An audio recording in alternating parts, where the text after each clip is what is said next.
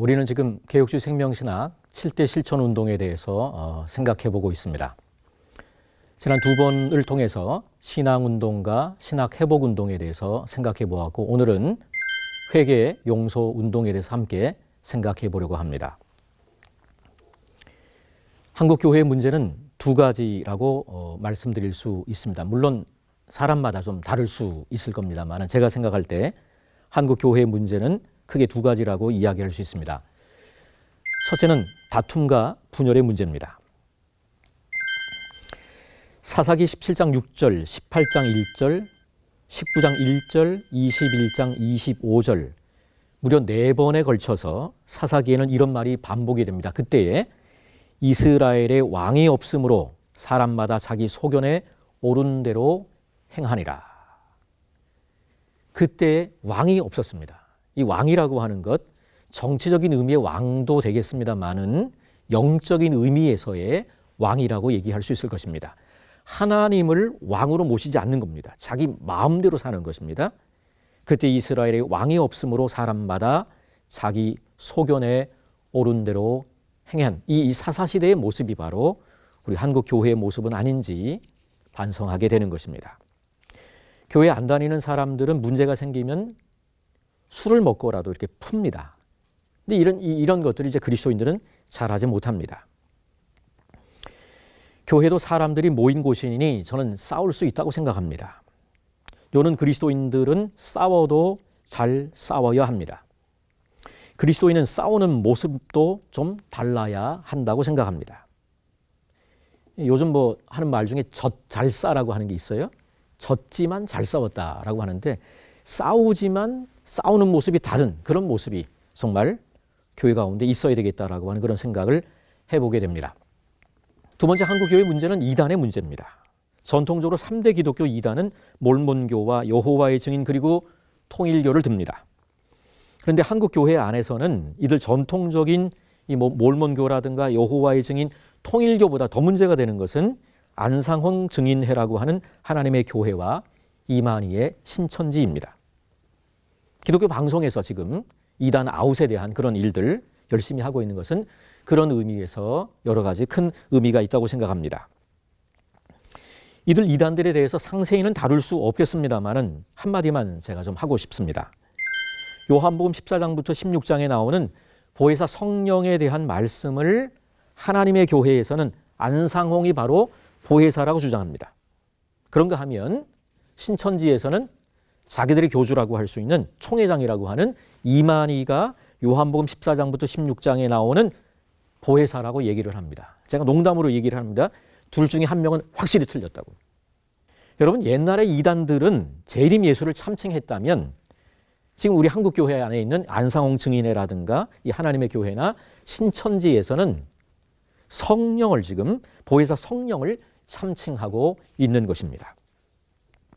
자, 이 이단들의 문제, 또 그리고 분란의 문제, 이 두 가지가 한국 교회의 큰 문제 중에 제가 생각하는 두 가지 문제라고 말씀을 드렸는데, 오늘 우리가 생각하는 이 회개 용서 운동은 첫 번째 문제인 이 분란의 문제와 밀접한 관련이 있습니다. 왜 우리가 다른 사람을 용서하지 못하고 용납하지 못합니까? 자기 의가 강하면 다른 사람 용납하거나 용서할 수 없습니다. 신앙적인 확신이라고 하는 것은 좋은 것이고 꼭 필요한 것입니다. 문제는 그 확신이 너무 강한 것이 문제가 되는 것입니다. 이 구원의 확신이라고 하는 문제에 대해서 좀 얘기를 해보려고 합니다. 이 로이드 존스라고 하는 목사님은 구원의 확신이라고 하는 것을 나침판으로 설명합니다. 여러분, 나침판은 툭 치면 흔들립니다. 여러분, 툭 치면 흔들리지만 이내 이 나침판은 정북을 가르치게 되는 것입니다. 나침판이 자꾸 흔들린다고 해서 그것을 고정해 놓으면 제 기능을 발휘할 수 없는 겁니다. 나침판이 고장 난 것입니다. 이 구원의 확신도 마찬가지입니다. 우리의 살아가는 삶의 모습을 보았을 때 구원받은 사람이라고 하면서 이렇게 살 수 있을까라고 했을 때 이 구원의 확신 문제에 대해서 전혀 의심이 없어요. 너무 확신이 강하면 이것도 문제가 된다는 겁니다. 너가 그렇게 살면서도 구원받은 사람이라고 할 수 있느냐라고 하는 사탄의 송사가 우리 가운데 있을 때 사실은 흔들리는 게 좋다는 거예요. 툭 쳤을 때, 사탄이 우리를 쳤을 때 흔들리는 것이 좋은 겁니다.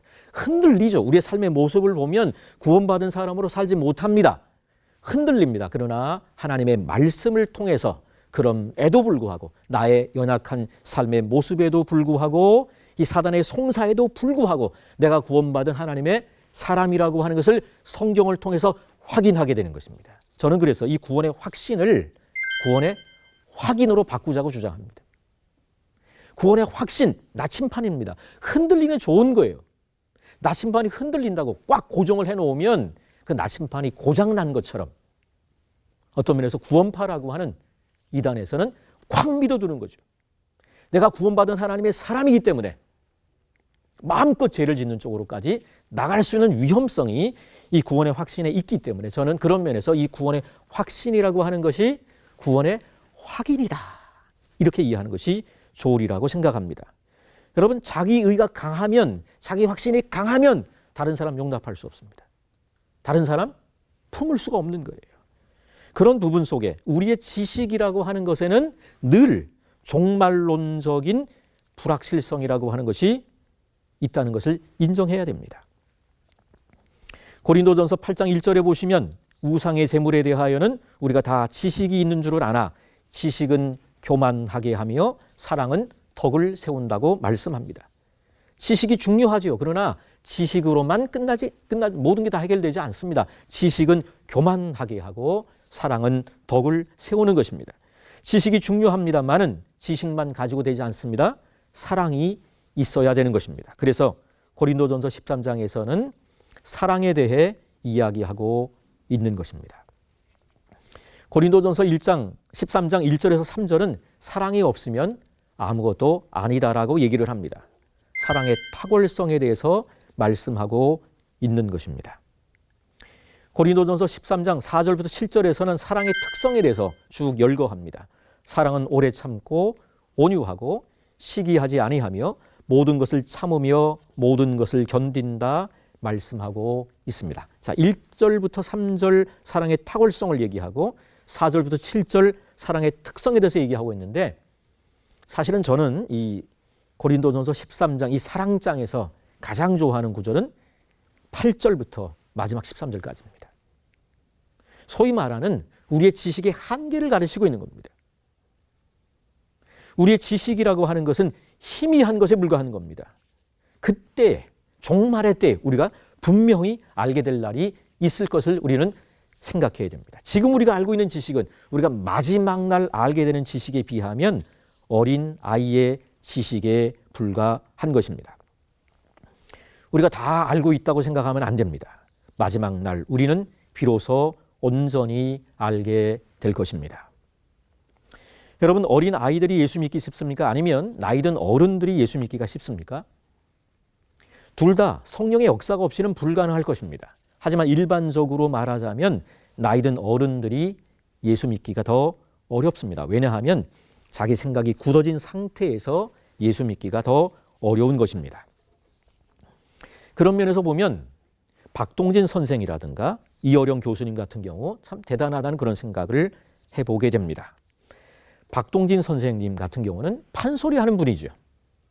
흔치 않는 그리스도인이 되셨는데 판소리 예수전을 하면서 그리스도인이 되었다라고 하는 그런 얘기를 제가 들었습니다. 그리고 나중에 장로님까지 되셨고 또 이어령 교수님 같은 경우는 인문학자인데 예수님을 60 넘어 70살가량 됐을 때 예수님을 믿게 된다라고 하는 것 정말 하나님의 은혜가 아니고서는 불가능한 일이 아닐 수 없는 것입니다. 여러분, 회개라고 하는 것이 무엇입니까? 잘못된 길에서 돌아서는 것입니다. 개혁주의 신학이 무엇입니까? 잘못된 것 있으면 바꾸는 것이 개혁주의 신학입니다. 개혁주의 신학을 어렵게 생각할 필요가 없습니다. 잘못된 것 있으면 바꾸는 겁니다. 성경에 비추어 봤을 때 잘못된 것 있으면 바꾸는 것이 바로 개혁주의 신학의 본질이라고 얘기할 수 있습니다. 잘못된 것 있으면 바꾸어야 합니다. 그런데 이것 그렇게 말처럼 쉽지가 않습니다. 우리가 일본에 대해서 화가 나는 이유는 자신들의 잘못을 인정하지 않기 때문입니다. 그 때문에 화가 나죠. 그래서 자신의 잘못을 인정하는 것도 쉽지가 않고 자신의 잘못을 인정한 다음 그것 잘못되었기에 바꾼다라고 하는 것도 그렇게 쉽지가 않은 것입니다. 하나님의 은혜가 아니면 불가능하다라고 얘기할 수밖에 없는 것입니다. 개육식 생명신학에서 말하는 회개 용서 운동의 정의를 보면 하나님 앞에서 자신을 돌아보고 회개하여 서로를 용납하여 하나됨을 추구하는 회개 용서 운동이다. 이렇게 되어 있는 것입니다. 이 회개에 대한 오해가 있는 것 같아요. 그것은 회개를 단회적인 것으로 생각하는 것입니다. 하나님과 상관없는 삶을 살다가 회개하여 삶의 방향을 바꿉니다. 하나님을 향해 돌아섭니다. 그런 의미에서 보면 회개라고 하는 것은 단회적이겠죠. 그러나 그럼에도 불구하고 이 회개라고 하는 것은 우리의 삶 속에 계속되어야 되는 것이다라고 우리가 이해해야 될 것입니다. 소위 조직신학의 구원론에서는 구원의 순서, 구원의 서정에 대한 것을 다룹니다. 가장 먼저 부르심입니다. 부르시고 거듭나게 하십니다. 중생입니다. 그리고 그 다음에 이어지는 것이 회심인데 이 회심에 회개와 믿음이 있습니다. 회개와 믿음 이 두 가지를 합쳐서 회심이라고 얘기합니다. 하나님을 향하여 우리의 마음을 돌려 먹어야 되는 거죠. 컨버전이라고 하는 이 회심이 일어나야 되는데 근거 구절은 사도행전 20장 21절 말씀입니다. 유대인과 헬라인들에게 하나님께 대한 회개와 우리 주 예수 그리스도께 대한 믿음을 증언한 것이다 얘기합니다. 유대인과 헬라인들에게 하나님께 대한 회개와 우리 주 예수 그리스도께 대한 믿음을 증언했다라고 얘기합니다.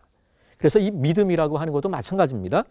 우리가 처음 예수 믿을 때 한 번 필요한 게 아니잖아요.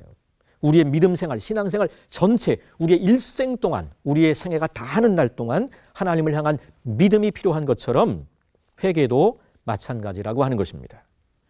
그래서 회개를 단회적인 것으로 이해하지 않도록 우리는 조심해야 될 것입니다.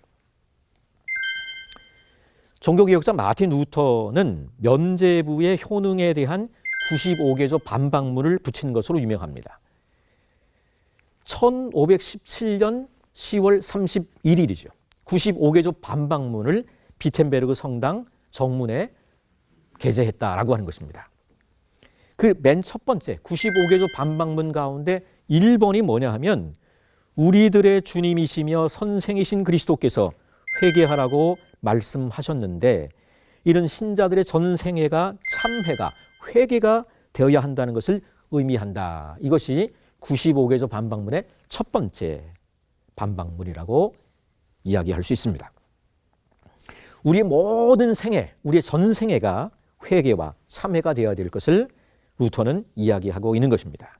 물론 이 루터의 95개조 반박문은 그 자체로서는 한계가 있는 그런 문서였다라고 지금은 얘기를 합니다.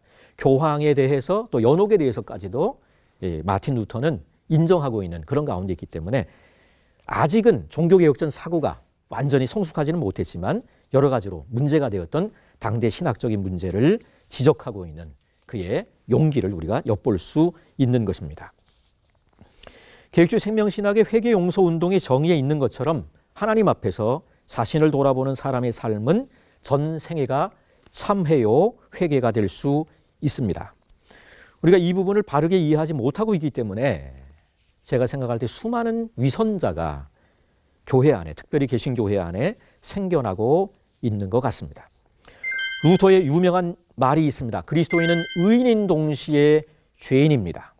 우리 그리스도인들은 예수 그리스도를 믿음으로 의롭다함을 받았습니다만 그러나 그럼에도 여전히 우리는 죄를 짓는 죄인들인 것입니다. 회개가 필요한 죄인들인 것입니다. 우리 개신교는 가톨릭의 7가지 성사 중에 세례와 성찬 2가지만을 받아들였습니다. 하지만 루터나 켈빈이나 고해성사에 대해서 지금 가톨릭에서 하고 있는 이 고해성사에 대해서는 고민했다라고 알려져 있습니다. 루터는 가톨릭 신부였잖아요. 그렇기 때문에 당연히 이 고해성사가 가지는 긍정적인 기능에 대해서 너무 잘 알고 있었기 때문에 고민했다라고 알려져 있고 칼빈 같은 경우도 고해성사에 대해서 버릴 것인지 취할 것인지를 고민하다가 이 고해성사를 참회의 기도를 통해서 예배 시간에 받아들였다라고 얘기를 합니다. 여러분 많은 교회들이 주일 예배 시간에 참회 기도를 하는데 그 가장 먼저 한 사람이 어떤 면에서 칼빈의 제네바 교회라고 얘기할 수 있습니다. 인간 사제에게 죄를 고백하는 것에 대해서는 반대했지만 우리 신자들의 삶의 전 생애가 회개가 되어야 된다라고 하는 것에는 루터나 칼빈 두 사람 모두 기꺼이 동의한 것입니다. 누가복음 18장 9절부터 14절까지 보시면 예수님의 비유가 하나 나옵니다. 바리새인과 세리의 비유입니다. 이 비유는 누구를 향해서 하신 말씀이냐 하면 자기를 의롭다고 믿고 다른 사람을 멸시하는 자들에게 하신 그런 말씀입니다. 바리새인은 서서 기도합니다. 그 기도 내용이 자기 의를 자랑하는 내용입니다. 감사를 빙자하여 자기를 자랑하는 그런 기도입니다. 나는 저 세리와 같지 않음을 감사합니다. 나는 일에 2번씩 금식하고 또 소득의 11조를 드립니다. 감사를 빙자하여 자기 의를 늘어놓고 있는 것입니다. 하지만 세리는 가슴을 치며 하나님이여 불쌍히 여기소서 나는 죄인으로소이다. 하나님의 자비와 용서와 은혜를 간구하고 있는 겁니다. 예수님 말씀합니다. 세리가 바리새인보다 더 의롭다 하심을 받고 성전에서 집으로 내려갔다는 것입니다. 하나님 앞에서 자신을 돌아보면 자신이 행한 것이 죄뿐임을 깨닫게 됩니다. 이렇듯 자신의 죄를 깨달으면 깨달을수록 다른 사람을 용납할 수 있게 됩니다. 에베소서 4장 32절 말씀은 다음과 같이 말씀합니다. 서로 친절하게 하며 불쌍히 여기며 서로 용서하기를 하나님이 그리스도 안에서 너희를 용서하심과 같이 하라. 저 사람도 하나님의 은혜가 필요한 사람이지라고 생각하며 서로 불쌍히 여기는 것이 중요합니다. 보통 죄는 미워하되 죄인은 사랑하라 그럽니다. C.S. 루이스는 회의론자였다가 30세가 되었을 때 그리스도인이 되었습니다. 그리스도인이 되고 나서도 한참 동안 C.S. 루이스는 죄는 미워하되 죄인은 사랑하라 라고 하는 이 기독교의 가르침이 이해가 되지 않았다고 합니다. 어떻게 그럴 수 있는가? 너무나 어려운 말씀이다 이렇게 생각한 것입니다. 그러던 어느 날 C.S. 루이스는 깨닫게 된 것입니다. 너무나 어려운 것 같은 이 죄인은 미워하되 죄인은 사랑하라고 하는 말씀을 자기 자신에 대해서는 너무나 쉽게 그렇게 하고 있다는 것을 깨닫게 된 것입니다. 여러분, 우리는 우리 자신에 대해서 너무 관대합니다. 그러나 다른 사람에 대해서는 너무 엄격합니다. 이걸 거꾸로 하면 됩니다. 근데 이게 그렇게 쉽지 않은 것을 확인하게 되는 것입니다. 죄는 미워하되 죄인을 사랑하라. 자신에 대한 관대함, 이거를 다른 사람을 향해서 관대하고 자신에 대해서 엄격해서 하면 되는데 이게 그렇게 생각처럼 쉽지가 않은 것입니다. 사람이 가장 자기중심적이 될 때가 언제인가 저는 운전할 때라고 생각합니다. 내가 끼어들고 내가 교통신호 어기는 건 다 이유가 있어요. 왜? 내 사정 내가 잘 아니까. 그러나 다른 사람이 조금만 끼어들면 빵빵거립니다. 눈을 어디다 뜨고 운전을 그따구로 하냐고 이렇게 윽박을 지르게 되는 것입니다. 이걸 바꿔야 되는 거죠. 다른 사람의 사정에 대해서 이해할 수 있는 그런 마음의 넉넉함들이 우리에게 필요한 것입니다. 예수님은 요한복음 17장에 있는 대제사장의 기도에서 오고 오는 세대의 그리스도인들을 위해서 두 가지를 기도하셨습니다. 하나됨과 거룩이 바로 이 두 가지입니다. 나와 아버지가 하나이듯이 저들도 하나가 되게 해 주십시오 라고 기도하심과 동시에 진리로 저희를 거룩하게 하옵소서. 아버지의 말씀은 진리니이다. 그런데 이 하나됨과 거룩이라고 하는 것, 교회 역사 속에서는 서로 배타적인 것으로 이해되었습니다. 하나됨을 위해서 거룩을 타협하기도 했고 거꾸로 거룩을 빙자해서 하나됨을 깨기도 했던 것을 보게 되는 것입니다. 자, 이 회개 용서 운동의 궁극적 목표는 예수 그리스도 안에서의 하나됨입니다. 한국 교회가 분열을 치유하고 다시 하나 되는 길은 회개 용서 운동이라고 얘기할 수 있습니다. 우리 대한예수교 장로회 백석총회는 한국에 파송된 선교사들에 의해서 형성된 그런 총회가 아닙니다. 이것은 이 백석총회라고 하는 것이 오랜 역사를 가진 총회가 아니라고 하는 그런 뜻이 될 것입니다. 일제강점기에도 생존해온 한국 장로교회는 일제의 강압과 한국 전쟁을 겪은 후인 1950년대에 여러 차례 분열을 겪었습니다. 그런데 우리 백석총회는 그런 분열들로 인해 생겨난 교회가 아닙니다. 선교사들이 세운 총회가 아니기에 인적으로나 재정적으로 외부 지원을 받은 적도 없습니다. 1978년에 세워진 그런 자생교단이라고 얘기할 수 있을 것입니다. 한국교회가 놀랍게 성장하면서 기존 총회들과 신학교들이 한국교회가 필요로 하는 지도자들의 수를 충족시키기에 역부족인 상황에서 하나님의 은혜로 우리 토양 가운데 자라난 자생총회가 바로 백석총회라고 얘기할 수 있는 것입니다. 복음의 씨가 뿌려진 후 열매 맺기까지는 오랜 시간이 필요함에도 우리 총회가 상대적으로 매우 짧은 기간에 비약적으로 성장한 것은 주도적으로 역사하신 하나님의 은혜의 선물이라고 말씀드릴 수 있을 것입니다. 1978년 자생총회로 시작했으므로 한국 장로교회의 분열 역사에서 상대적으로 자유로울 수 있는 것이 바로 백석총회라고 얘기할 수 있을 것이고 40여 년의 기간 동안 백석총회는 한국 장로교회 하나됨을 실현하기 위해서 연합의 노력을 지속해 왔다라고 얘기할 수 있을 것입니다. 주님께서는 우리에게 서로 용서하고 하나가 되라고 명령하십니다. 골로새서 3장 13절 14절에 보시면 누가 누구에게 불만이 있거든 서로 용납하여 피차 용서하되 주께서 너희를 용서하신 것 같이 너희도 그리하고 이 모든 것 위에 사랑을 더하라. 이는 온전하게 매는 띠니라 말씀하고 있습니다. 에베소서 4장 1절부터 3절에도 보시면 그러므로 주 안에서 갇힌 내가 너희를 권하노니 너희가 부르심을 받은 일에 합당하게 행하여 모든 겸손과 온유로 하고 오래 참음으로 사랑 가운데서 서로 용납하고 평안에 매는 줄로 성령이 하나 되게 하신 것을 힘써 지키라 말씀하고 있는 것입니다. 서로 용서하고 하나 되는 것 쉬운 일이 아닙니다. 한국 교회에서 일어나는 갈등과 분쟁, 분열과 다툼은 모두 서로 용서하지 못해서 일어난 일이라고 말씀드릴 수 있습니다. 요한계시록 2장에 나온 에베소 교회처럼 교리와 신학을 앞세우다가 서로 다투고 분열하고 말았던 것입니다. 그 싸움에 그리스도의 사랑은 없었습니다.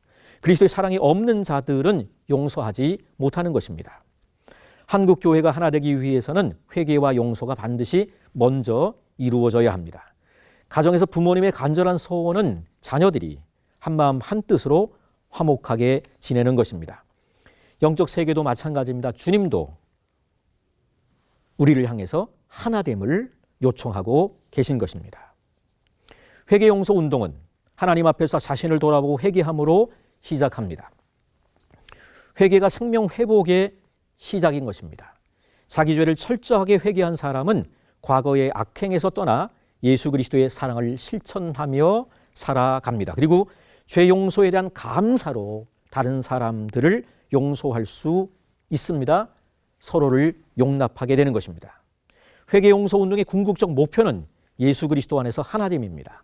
분열된 한국 교회가 회개 용서 운동으로 치유되며 예수 그리스도 안에서 하나 되는 길로 나아가게 되기를 바라며 우리가 회개 용서 운동의 선봉에 서게 되기를 주의 이름으로 부탁을 드립니다.